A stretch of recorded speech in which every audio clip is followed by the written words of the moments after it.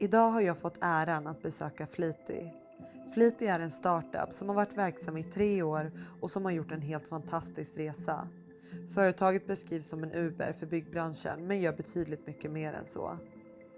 Vi kommer att få chansen att träffa 2 av 3 grundare, bland annat Filip Stamenkovic och Nikola Markovic. Nikola har en bakgrund från finansbranschen och sitter på den viktiga tekniska kunskapen, medan Filip har en gedigen bakgrund inom byggsektorn. Redan vid 19-årsåldern tog han över som vd på Lestra Entreprenad, där han fick bolaget att växa från 10 miljoner kronor till 220 miljoner kronor i omsättning. Det ska bli spännande att höra deras resa, framtidsplaner, men även vad Fleety faktiskt gör och bidrar till. Häng med! Hej! Är det bra? Välkommen! Det är bara Tack! fint. Gud vad kul! Är ni redo?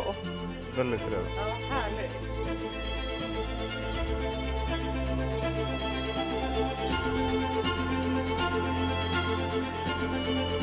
Hur mår ni? Bra. Bara fint tack. Jag mår ju jättebra för att jag har ju fått ta över ert kontor här på Fleety och skapat en studio bara för att höra mer om er historia och vad ni gör men även vad ni ska göra framåt. Filip, du har ju en riktigt häftig bakgrund inom byggbranschen, har jobbat med det i flera år. Och jag tänker att innan vi går in och pratar om Fleety, vilket jag tycker är så intressant och kul, så vill jag höra lite mer om din bakgrund och din resa. Hur hamnade du ens i byggbranschen? Ja, tanken var ju inte från första början att jag skulle hamna i byggbranschen. Och då blev det så att jag hjälpte till pappa på familjeföretaget, anläggningsföretaget Lestra. Där jag fick komma in och hjälpa med det som jag kunde. Under den här tiden då så tyckte jag att det här var ju superkul och såg vilken potential den här branschen hade. Och det är inte alls så som man ser det utifrån. När jag startade Byggsandra bland annat, då var det ju dels för att jag fick höra så himla mycket så här, jobbar verkligen du inom byggbranschen? Du ser inte ut att jobba inom byggbranschen och så vidare. Och folk förstod inte hur häftig och cool den här branschen är. Hade du någonsin kunnat se dig själv vara i den här sektorn? Jag har haft noll intresse egentligen för hela byggbranschen sedan jag var liten. Jag har aldrig tyckt om att bygga på saker. Träslöjd var inte riktigt min grej. Inte syslöjd heller för den delen. Så nej, faktiskt inte. Jag tror aldrig hade hamnat här om inte Filip som min vän försökte övertala mig. Eller egentligen försökte visa mig potentialen i hela branschen. Du är då vd på Lestra, ni har omsatt 220 miljoner, ni har ändå kommit väldigt långt, det måste man ändå säga. Vad gör att du väljer att sparka dig själv, gå över till Fleety och faktiskt hitta på någonting nytt? Så fort jag har lärt mig någonting så har jag försökt hitta någon annan som kan göra det bättre än mig. Om man tror att man är bäst på allting så är man lite fel ute. Så jag brukar säga att jag är bäst på att inte vara bäst på något. Så jag har hela tiden försökt hitta andra personer runt omkring mig som kan det som vi gör bättre och få folk att kommunicera på ett bra sätt. Så det är väl det som har varit den stora, tror jag, framgångsfaktorn i den stora tillväxten också. Nu har vi kommit upp till en nivå där vi omsätter 220 miljoner och då känner jag att nu behöver vi någonting annat för den här resan vidare. Och då vill jag kunna bistå med det som jag är bra på och vad jag tror är en tillväxtfas och ta in extern kompetens. Och hur var det för dig? För du har ju ingen direkt koppling till byggbranschen så, utan du och Filip är bra vänner, han hör av sig och har en idé. Berätta hur det var utifrån ditt perspektiv. Det som gjorde att jag blev så pass nyfiken på det hela var för att det här var en helt ny bransch. Och ju mer jag hörde Filip berätta om hur allt funkade i byggbranschen och fick ta en titt på deras verktyg som de använde, alla system, så såg jag rätt så tydligt att wow, den här branschen har mycket att göra. Och det var väl mest det som utmanade mig och som jag tänkte att okej, jag vill vara med på den här resan och egentligen vara en pionjär inom digitalisering av hela byggbranschen. Mm. Och Nico, du har ju en bakgrund inom fintechbranschen. Kan du se att fintechbranschen har kommit lite längre än vad byggbranschen har gjort? Ja, väldigt mycket längre. Jag hade nog kunnat säga att den här resan som byggbranschen är på väg att börja på nu, den gjorde fintech nog redan för 15 år sedan. Så vi har kommit en väldigt lång väg framåt i fintech jämfört med vart byggbranschen är. Så ja. Och jag brukar säga det, man kan ju snegla på andra branscher och ta lärdom utav dem och se vad kan byggbranschen hämta och faktiskt ta inspiration utav. Men du nämnde det lite innan, Filip. Om vi pratar om så här, vad är det Fleetly gör? Hur skulle du beskriva Fleetly? I media kallas vi ju för byggbranschens Uber, lite klyschigt. Men det är lite så. Det är egentligen bokning av transporter via en mobilapplikation. En plattform där vi binder ihop de här tre parterna, och det är bygg- och anläggningsföretagen eller beställare av materialet, åkerierna, de som ska transportera det här materialet, och återförsäljarna, alltså materialleverantörerna. Det är de tre parterna som vi binder samman. Så Fleetly är egentligen någonting helt nytt som inte har funnits tidigare i den här branschen. Vad ser ni att Fleetly kommer ha för roll för att driva miljö- och hållbarhetsarbetet framåt i branschen?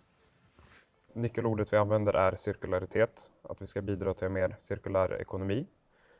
Och det kan vi göra genom att addera data och spårbarhet till allt vi gör. Vi hoppas bara att fler människor och beslutsfattare kan ta större ansvar när det kommer till de här frågorna. För att vi kan inte leda dem helt själva. En fråga som slår mig när Nico pratar om miljö och hållbarhet är: vad innebär miljöarbetet i praktiken? Och vad gör man om man jobbar ute på fältet? För att få svar på mina frågor sätter jag mig i bilen och åker ut till Daniel som jobbar som miljöspecialist på Fleetly. Låt oss se hur det ser ut. Hej Daniel! Tjena. Här har du borrat i asfalten. Ja, det stämmer bra. Ja, och det är ju lite av det du gör, inte allt du gör. Nej, precis. Jag brukar borra i asfalt, brukar ta schaktprover, jordprover. Ja, det är väl typ det. Ibland betong också, men det beror på vad kunderna frågar efter. Ja, jag förstår. Och du jobbar ju som miljöspecialist på Fleetly. Och någonting som slog mig, det är ju att så här, man tänker ju inte på att det är viktigt att ta prover på, ja men i det här fallet asfalt. Varför är det viktigt att vi faktiskt gör det? Jo, det är jätteviktigt. Dels för att vi ska veta vart vi kan tippa in den här asfalten. Och få ta reda på föroreningar och så vidare i asfalten. Men så då har du det här provet och det skickas ju till ett labb. Stämmer bra. Ja. Vi har koll på vart man kan tippa vad som är närmast projektet. Som jag sa, det är en miljöfråga. Får veta så att massorna kommer till rätt mottagare och att de kan ta hand om de eventuellt förorenade massorna till och med. Men också en ekonomisk fråga. Vi måste hitta någonting som är nära, som är kostnadseffektivt. Ja men det är bra, för att det är oftast någonting jag tror många förknippar miljö och hållbarhet, att så här, bara för att man tar sitt ansvar så vill man ju kanske inte alltid betala mer, även om det är viktigt. Så att kunna ha båda de delarna. Precis. Alltså vi tar ju de här proverna, skickar till analys. När vi får tillbaks så kör vi då kollar vi. Okej, det är KM-massor, vart kan vi tippa det? Jo, det är de här tipparna. Vilken är närmast, vad kostar det? Det vi på Fleetly gör, det är att vi försöker hitta de här på vägen mellan den sträckan. Finns det någon närmare som kan ta emot det här? Men tack så jättemycket för att jag fick besöka dig här ute och se hur du jobbar i praktiken. Delvis, det är ju inte allt. Ja. Under december 2020 befann sig trion i Paris för att besöka deras potentiella investerare. Efter att ha varit verksamma i 2 år lyckades de stänga en kapitalrunda på 10 miljoner kronor där det franska bolaget Hessus gick in med extern kapital. Det bolaget har ju hjälpt oss att kunna accelerera den här tillväxten. Och franska Hessus är ett bolag som är marknadsledande på kontinenten och finns i ett par andra olika länder i Europa där de jobbar med just masshantering. Och du nämnde det att ni har jobbat väldigt nära kunderna. Vad skulle du säga är framgångsfaktorn för ert bolag? För det är intressant att känna till oavsett om man är i byggbranschen eller någon annan sektor. Den främsta framgångsfaktorn är nog kundfokuset vi har haft. Även om tajmingen till en början inte var den bästa så uppskattar vi den tiden för att vi kunde experimentera och testa oss lite fram med vad som passar bäst till branschen. Så när vi lanserade så var det en väldigt simpel tjänst med en transport från A till B egentligen. Men ju mer vi arbetade så såg vi hur pass komplexa problem som uppstår dagligen. Och det har ju lett till att vi ständigt måste vara lösningsorienterade och lösa kundens alla problem. För det är en skyldighet både till kunderna och till oss som ändå är ett lite mindre bolag och måste visa att vi är värdiga att få in mer och mer kunder och växa. Jag gillar Så kundfokuset. jag gillar att du säger att vi är värdiga. Att ni verkligen har den respekten för era kunder och att ni gör det tillsammans med dem. Och när vi pratar tillsammans och att bygga upp någonting tillsammans. Det många kanske inte känner till, det är ju att ni är vänner sedan tidigare. Och att få göra en sån här resa tillsammans med en barndomsvän och familjevän. Hur har det varit? Bättre än förväntat, för att man vågar verkligen ta upp och ge feedback till varandra. Man vet att andra kommer inte bli sur.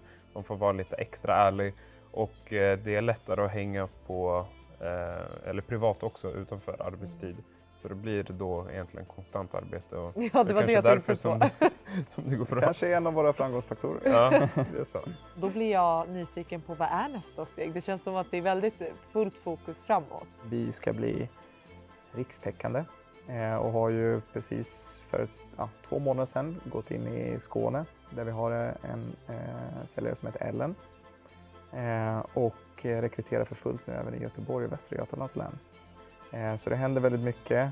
Vi ska fortsätta växa och vi har även som mål att etablera vår mjukvara i minst 5 andra länder under 2022 här. Och en av de allra största styrkorna i vår plattform, i vårt system, är ju skalbarheten. Att vi kan lansera i en ny stad eller till och med ett nytt land på egentligen ett par minuter. Det är så häftigt. Är det någonting annat ni vill tillägga? Påverkan som vi kan göra i branschen med det antalet lastbilar som faktiskt rullar på Sveriges vägar är så pass mycket större än i de andra segmenten. Så därför till entreprenörer och till de som vill göra skillnad så är byggbranschen en blank canvas. Så bra sagt. Och jag tänker att vi avrundar där. Tack. Tack själv. Min resa med Byggsamla besöker, den fortsätter. Och vem det blir härnäst, det får ni se inom kort. Vi ses snart.